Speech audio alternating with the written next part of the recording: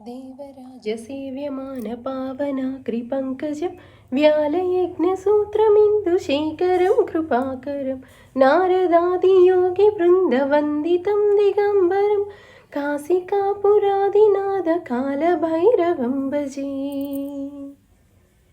भानुकोटिभास्वरं भवाब्दितारकं परं नीलकण्ठमीप्सितार्थदायकं त्रिलोचनं कालकालमम्बुजाक्षमक्षशूलमक्षरं काशिकापुरादिनाथकालभैरवं भजे।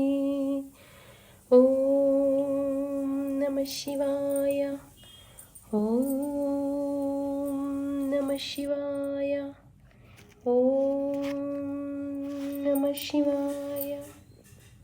ఇలా ప్రతిరోజు ఈ కార్తీక మాసం మొత్తం కూడా మనం శివయ్యని ప్రతి నిత్యం తలుచుకుంటూ ఇలా ఆయన్ని ధ్యానించుకుంటూ ఉంటే మన మన దరిదాపుల్లో కూడా ఎలాంటి కీడు ఆపదలు ఏవి రాకుండా ఆ బోలా శంకరుడే చూసుకుంటాడు.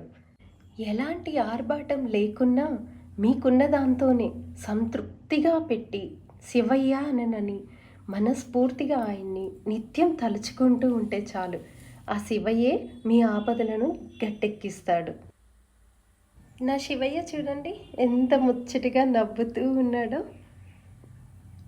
ప్రతి ఒక్కరికి కూడా ఈ కార్తీక మాసం అనే కాదు, నిత్యం శివయ్యని తలుచుకుంటూ పూజిస్తూ ఉండండి. మీ కష్టాలన్నీ తొలగిపోతాయి.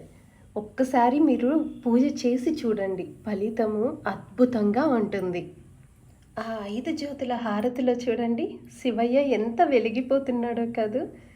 శివయ్యనే కాదు, ఏ దేవుణ్ణైనా సరే మనం పూజించుకునే దాన్ని బట్టి ఉంటుంది మన ప్రతిఫలం అనేది. చూడండి, ఆ దేవునికి పెట్టుకుంటూ పూజ చేసుకుంటూ ఉంటే ఆ లోకమే వేరు కదూ. చాలా ఆనందంగా ఉంటుంది పరమేశ్వరుని అలా చూస్తుంటే.